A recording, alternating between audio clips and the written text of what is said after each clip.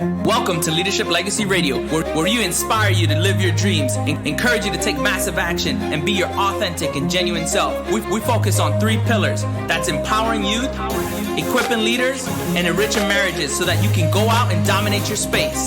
If you're ready to dominate, you're listening to the right show. This is the Leadership Legacy Radio. Now let's go.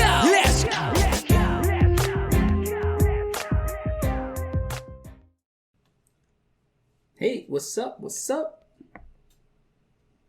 going on today, y'all? How y'all doing? Hey, everyone. Let us know where you're checking in from. Drop your favorite emoji. Right. Just bothered, like. All right. So tonight, we are talking about tension again.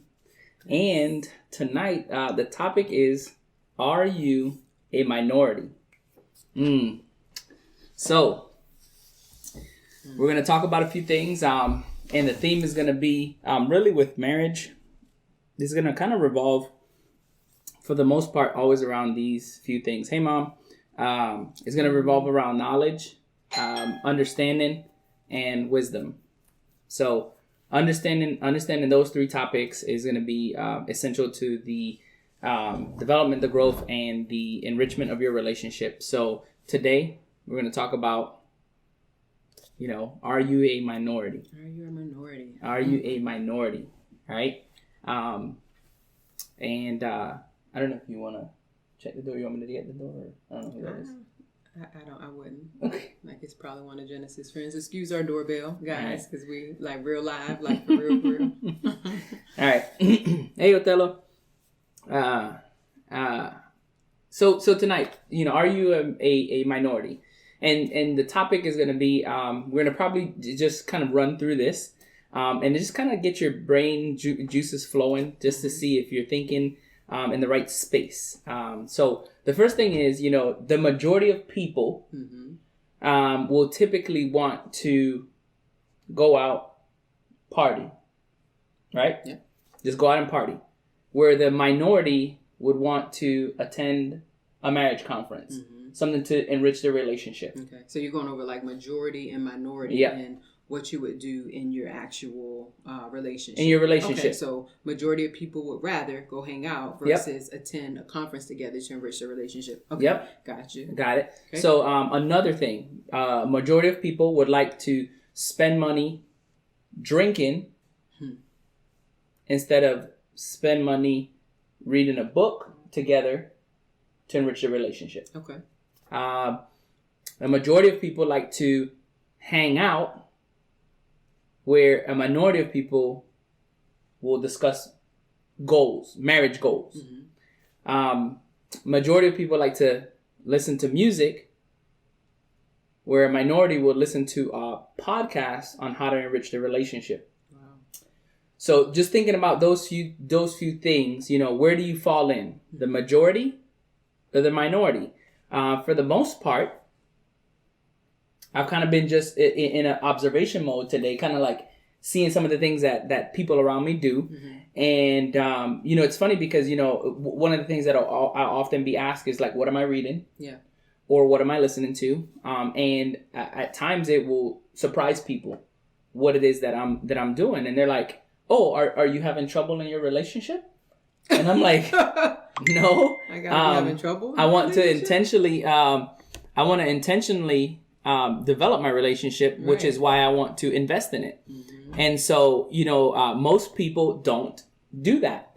And so just thinking about that, it kind of got my brain going today. And it was like, man, like, it's so crazy, And, before I used to kind of be like, I don't like being a minority. Well, different perspective, right? Yeah. But now I was like, you know what? I'm in the minority, and I actually like it because I'm willing to invest in my relationship, spend time developing my relationship, because I know that is more important than a lot of things that I could be doing. Right. And there's nothing wrong with doing those things in your relationship. Absolutely. Going out, hanging Together. out together. Yep, we hanging out together. We go, we listen to music together, and do all these things together in your relationship. You don't have to it doesn't have to just be about learning, going to conferences and doing all of these things. But the majority of what you should be doing should be to build and edify, your relationship, doing those things that are going to help you in your relationship. And that's where, you're talking about getting knowledge. Yes. Because that's the first step. Knowledge is getting information. That's basically what knowledge is. You're getting information. And in order for you to be successful in your relationship, you need to know about relationships. Yeah. And that's Absolutely. any kind of relationship. Because like Christian and I like to share, like we're all affected by relationships. Yes. If we have a problem in our relationship, it's not just a secret. It's not just between me and Christian, because our children will be affected. Our, family members will be affected. Like you are a product of a relationship. So if you're having issues in your relationship, it's not just about you. Relationships are important, and it's super important that you get knowledge about developing and having a strong relationship. Absolutely. And one of the things that I realized is as we were kind of like looking at this stuff, and I was like, so one of the things that I love to do is I like to force myself into a state where I get creative. And one of the things that, Sharita kind of like has brought to my attention is that like once I start going in a certain direction, like I get really creative and I can create like some, pretty cool things. Mm-hmm. And it was just awesome to see kind of like how that tended to manifest itself in the duration of the day. Mm-hmm. Right. So it's funny because as I'm trying to think about the thoughts, sometimes I kind of stutter. I'm like, why am I stuttering so much? But because you're live. Because I'm live, right? So think about that. So one of the things that we wanted to kind of share with you guys is let's play a game, and I'm going to see if I can make this work. Hey, Casey. I'm going to bring some pictures on the screen, and I want you to tell me the first thing that you see and the first thing that comes to mind when you see that picture, okay? Yay, we get to play a game. So we're going to play a game. So I'm going to just throw it on the screen. I'm not sure how this is going to work, but I'm just throw it on the screen. Got all kinds of buzzers. So what is that you see on the screen right there? A bed. We see a bed. You see a bed. Hey, Lorena. So to me, I see something completely different. And so I want to see what you guys put in the comments. Come on, this is interactive. This is an engaging live. Yay. Tell me what you see and tell me what's the first thing that comes to mind. And so the first thing that I see and the first thing that comes to my mind is a dream killer. Right? A lot of people will say this is where dreams come from. This is, where I go to dream. Well, the first thing I see when I look at a bed, I think, man, cozy and comfortable and all of that stuff. And you telling me that it's a dream killer? It's a dream killer. and why do I say that? Hey, Bradley, I say that because this is one of the biggest obstacles between you and your dreams. You and your goals. Most people would rather sleep than work out. Most people would rather rest than invest in themselves. Most people would rather lay down than build their legacy. So that's the first one, right? Okay. So here's the next one. What do you see there? Television. Come on, guys. Interactive. What do you see? So you just said television. What else? What else comes to mind? So we got comments coming through. So you got comfortable. From the bed. All right. So what do you said? You said television? Yes, I see a TV. Okay. And what else do you see there? Ah, nice. I like that, Casey. Time killer. The first thing that comes to my mind is unproductive. Right? Now, for the television? For the television. Okay. Well, maybe I should answer first since you got all of these good ones. The first thing that came to mind when you put a television up there for me was my favorite TV shows. You know, like, man, and then Netflix. I like Netflix. You love Netflix, right? That's why I picked that image. So I think about that because it's funny. So last night we did a live, and then a few minutes after the live, you know, we had a conversation, and it was funny, you know, like we got to see my mom, we got to see my sister, and you know, they were like kind of together, kind of surprising Genesis that they were together. And one of the things that my mom had asked was, do I watch television anymore? Now, just like we just kind of stated earlier, it's okay to do these things. It's okay to do these things, but how does it add value? How does it help your dreams? How does it fuel your enterprise?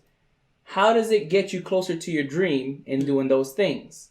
Such a good way to look at it. You know what I mean? Like, especially those things that we find entertaining, that we find fulfilling and satisfying. If we have kind of a different association with them, then absolutely, we can be a little bit more productive. And the reason I'm doing this with everybody tonight is because I've had people ask me, like, over the last maybe 2 to 3 months, specifically the last couple of days, how do I find the energy? How have I become productive? How have I developed, you know, a focus, right? And so I've tried to share with them a few things, and it's just kind of, you know, so let's show you another picture. What do you see here? Bring this down a little bit. So what do you see there? Oh, I'm going first this time? Yeah. To me, the first thing that comes to mind with that one is dream killer. I'm in the middle of a dream. My alarm goes up. A dream killer, right? That's the dream killer, not my bed. All right, so the dream killer is the alarm clock, right? All right. Hey, Daniel. Hey, Stacy. Hey, Tara. And so the first thing that I see when I see that, specifically when it goes off, is your ability to put a pause and to delay your dreams. Most people will hit the snooze button multiple times. Most people will say, you know what? I can sleep in 10 more minutes. Oftentimes, the most productive people may not even need an alarm clock. And thinking about that, like, for a long time, I used to think the people that got up at certain times were insane. Like, just, why would you even get up at that time? Like, that makes no sense to me. And it's so funny because I find myself being so much more productive when I get up earlier. I'm able to get a workout in. I'm able to get those creative juices flowing again. So when I get up early, I'm able to work out. I'm able to knock out my agenda for the day. I'm able to prepare breakfast. I'm able to kind of get ready for the day mentally, spiritually, physically. I'm able to, you know, maybe go do a few things to, you know, maybe invest in my system, and in my success. And I just think about, like, how many times has somebody put their dream on pause by saying yes to the snooze button? For sure. How many times are you delaying your dreams? And I remember hearing about an experiment about instant gratification. You know, where they did a study. It was a marshmallow study, and they had talked about having kids come in. They were younger, and what they told them is, we'll give you one marshmallow now, but if you can wait 30 minutes, you'll get 2 marshmallows. And what ended up happening is they identified that these kids, the ones that didn't fall for instant gratification, were 90 times more successful than the people that did. And that's where we tend to fall in a trap in the society that we live in today. It's like, well, if I sleep in, you know, it's okay. But what did that sleeping in cause? Maybe you weren't able to work out today. Maybe you weren't able to get your agenda done for the day. Maybe you weren't able to pay the bills on time. Maybe you weren't able, there's so many things that you could have missed just by sleeping in. Mm-hmm. Those few hours that, before stuff starts to get really busy are super critical in your life. Because I know, for me, like if I, get up at the same time as everybody else is up and running, like soon as I get up, it's go. It's go time. Yeah. It's okay, you have time to, do the things that you want to do. Like you said, put that extra time into your business, work on yourself, exercise, get yourself prepared physically, mentally, spiritually. Yeah. And it's super critical because soon as you get up, if everybody else is up and at them, like you're going to get you're going to be distracted by text message. You're going to be distracted by kids. You're going to be distracted by, work, so many different things. Yeah. And one of the things that I like, one of the comments is from Stacy. It says, I ask, how is this serving me? Exactly. And that's a powerful way to look at the things that occur, the things that happen, and then see how is it, either adding value or taking value away, right? So the last one, this is a tricky one. Uh-oh. So what do you see here? Hey, Eric, if you're joining in, tell us what you see here. So what do you see? Vegetables. You see vegetables, right? Mm-hmm. Tell me what you see here. All right. So I just need one person. Morning favorite time of the day. Yeah, that's good. So Casey says the morning is her favorite time of the day before everyone is awake. Me time. Yes. So what did you see? So Casey says vegetables. Yuck. All right. So this is another one of those things. Oh, vibrancy. I like that. Most people will say something negative when it comes to vegetables, right? I think the first thing that comes to my mind is long life. I think about the benefits, the outcome. Like, I want to be around to see my kids get married. I want to be around to, do those things that, that they love doing, spending time with grandkids, like different things that you can't do if you don't eat healthy and take care of yourself. So it's, what are you, and oftentimes, again, you can do these things and associate pain or pleasure. And it's easy for us to associate pleasure with those things that we love, TV, bed, and all of those things. Right. But if you can put an uncomfortable spin on that, you can actually propel yourself to do more and be more productive. Another thing that I've learned is if there's two things there's one thing that you don't enjoy doing and one thing that you do enjoy doing, and you pair them up, you can make a dynamic combination to fuel your success. So this is how you take changing what you do, understanding it, and then applying it to your relationship, right? So, for example, I like to work out, but I may not like vegetables.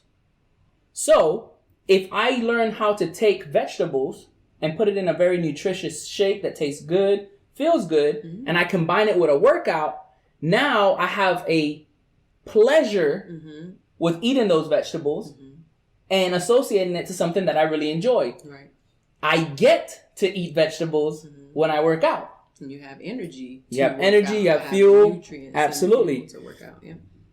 And if you are able to do that with certain things, you can be successful. So you can use your TV, for example, and pair it up with maybe a YouTube video about relationships. So why don't we watch a YouTube video on relationships on our TV? Now I can spend time with you. We can watch a video together. We can grow together. We can grow together, right? So there's so many things that you can do to enrich your relationship and pair it with something that you may not normally kind of consider pleasurable to do that, right? So you talked about knowledge, we talked about understanding. Now we're talking about wisdom. How do you apply these things to your relationship, right? And so let's go back to the workout example. So I like to work out. Sharita likes to work out. One of the things that you can do to make it even more better, not that that's a word, right? More better.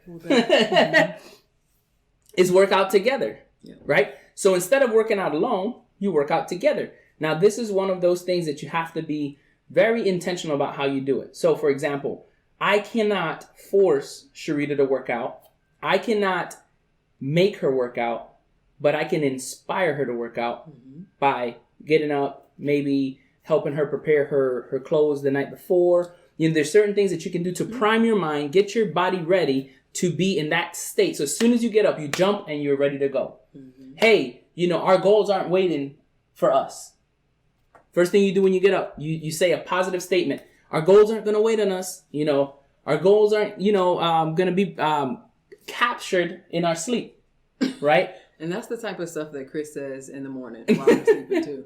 Just reminding me, your goals aren't going to wait on you. And oh my God. So another thing is cooking, right? If you want to change your relationship to food, to certain things, come up with creative recipes. You know, I know Sharita loves to like look up Pinterest stuff. She likes to kind of like get creative and like teaching the kids, you know, how to cook and like healthy habits. So cooking as a family is important because it gives the family something to look forward to. We are doing something together. We're creating memories, and now we're also enjoying what we eat. Sometimes you can't have them there because you want to sneak certain things in the food, right? So like, for example, you know, when we make lasagna, one of the things that I always like to do, and I didn't really like appreciate it before, is I'll take and like chop up like the onions really, really fine. Chop up carrots really, really, really, really fine. Celery really, really, really, really fine. And then, you know, like with the cheese, doing like the ricotta, like different things. Like you can do like all these different things and put like healthy stuff into your food. And then when they taste it, they're like, man, this is the best tasting lasagna I've ever had. I'm like, I'm glad you like it. Don't even know.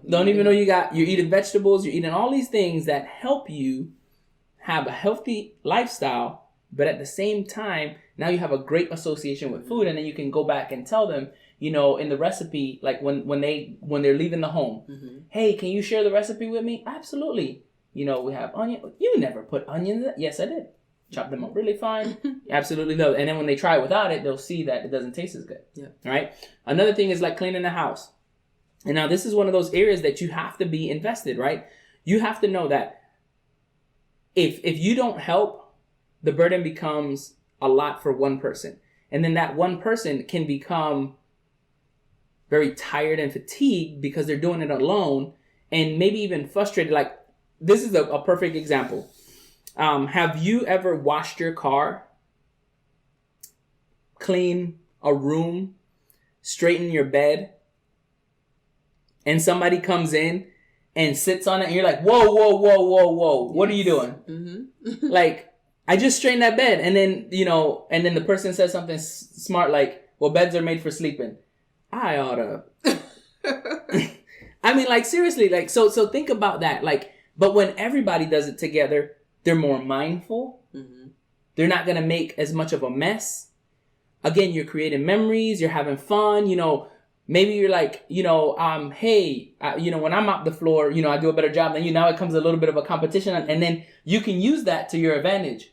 Well, you know, you do such a great job mopping the floor. You're like, you know, I don't have to do it anymore. Absolutely. And people ought to, you know, we should give people the opportunity to contribute. You know what I mean? Like, everybody needs that opportunity to contribute. Like, we don't realize the importance of that, the opportunity that we're giving people. So, don't ever feel like, you know, your kids can't help or your spouse can't help. Absolutely. Important task. So, you know, washing the car is another thing. Like, you know, you get so much done when you come together and do a task. And, you know, we always love saying, you know, we're better together. You know, we get so much done. We can move so much faster together. Yes, we can. When we're doing stuff together. But again, that's one of those opportunities where you can teach the kids certain things. You can learn certain things, and you can know, like, okay, well, so-and-so is really good with the water. So-and-so is really good with washing. So-and-so is really good with vacuuming. And now you have like a dynamic kind of like combination going through and getting production done. Then, another thing is like cutting the grass. One of the things that we try to do as a family, everybody has their role, and we come in and, that's one thing that we've tried to do better and together, cutting the grass, watering the grass, edging, cleaning afterwards, and making sure everything looks good. It's a process. It can go down to fixing a tire. How do you do that? Well, you don't necessarily want, your spouse helping you with that, but you can get your children involved, and this is a good opportunity for you to bond and create a relationship with the kids teach them a skill. Yeah, absolutely. Doing dishes together, things around the house. So these are all different ideas that you can do, because most people don't like doing dishes. But if you do it as a family, you have fun, you're cleaning stuff. Hey, once we're done with the dishes, we can make cookies. Or, every time you do like the dishes, you associate something else with them. Like Casey says, she always likes to put, she does that with oil. She puts her favorite smell with a non-favorite activity. That's a great way to, cool. Doing that. And then you basically become more willing to do that and enjoy it. Yeah, you're associating pleasure with it versus absolutely pain, like you talked about. Yep. Absolutely. And the last thing is like cooking dinner as a family. We talked about that a little bit. Just making sure that you're doing stuff together. So the wisdom comes when you're able to take all of these things that we've talked about and then actually apply it to your relationship. Because, we can tell you all these things, but if you don't take them, you don't apply it, and you don't, cement it and make it a habit, then what tends to happen is you're going to fall into the trap that most people fall into. Oh, well, I did that one time. Oh, I don't have to do that every day. It doesn't take all of that. But it does. Absolutely. Relationships aren't work if you love what you're doing. Absolutely. But they can become work if you don't invest in it, right? If you don't value it. Yeah, I feel like we get almost like, imagine a cookbook. You see this awesome dish, this beautiful cake, right? You see that on the right-hand side. And on the left-hand side is the page we ignore, where they have all the steps, the process that it's going to take to get this beautiful product. You know what I mean? Like we have, just like our relationships, we have this image, this visual in our minds about what we want our marriage, our relationship, our life to be like. I mean, I can probably ask any woman, right now, like, what do you want your relationship to look like? Oh, well, I want to, I want us to wake up together and exercise, and we pray together, and then we eat dinner together or breakfast together as a family. And, I want my husband to pray over me before we go to bed at night. I want him to send me, we got all of this like specific details and this description about how we want something to look like, but we forget that in that cookbook on the other side of the page, there's steps to get that. You're not going to walk down the aisle and have this beautiful picture. Most of the times you might have a pile of steps, a pile of ingredients, a process to get there. You have the ingredients to get that beautiful picture, but not all the time is it just like that all the time. We have to make sure that we remember, like Christian and I say, to get a marriage by design, you have to design it. You have to do the work and put in those steps. Just like Christian said, he went over knowledge. It's important that you get knowledge about your relationship, about relationships overall, about marriage, because like we always share as well, that challenges are going to come. And in order for you to know how to have confidence, in order to overcome those challenges, you have to make sure that you have knowledge. You're confident in if we have a communication problem in our relationship, because guess what? We've learned about communication. Understanding. Understanding is basically being able to understand, have an understanding and a really good concept of the knowledge that I received. Okay, do you fully understand it? Do you fully comprehend what I just learned about X, Y, and Z in a relationship? And then you went over a lot of good tools to be able to apply it. And that's the wisdom. So It's a really good, really cool way to break it down. Absolutely. So, as you guys kind of like understand these principles, making sure that you understand that like you can have all the knowledge in the world, and if you don't apply it to your relationship, you don't understand how it can help and improve your relationship, you can go down a dangerous path. And most people will literally let life happen to them instead of them happen into life, them creating the marriage by design, them allowing just luck to kind of guide them through. Like, you know, so when an argument comes, you don't know how to deal with it. You don't know how to communicate. You don't know how to improve that relationship. So just making sure that you guys understand that today we were talking about marriage, making sure that you understand that you want to be in the minority when it comes to relationships. You want to be invested in your relationship. The majority of couples don't. The majority of people won't. The majority of people wait until it's pretty late before they tend to get knowledge, tend to get the understanding and the wisdom and put in the work. And put in the work, right? So you want to be in the minority, you want to start doing it now, and you want to invest in your relationship. So make sure that you go out and dominate your space. So as always, we appreciate you guys. Thank you for tuning in, checking in live with us. Make sure you go out. You know, if you like what you hear today, check out the Marriage Cookbook. Check out Leadership Legacy, both of our pages. And we got some fun things coming on the horizon for you guys. We enjoy you guys. And as always, go out and dominate your space.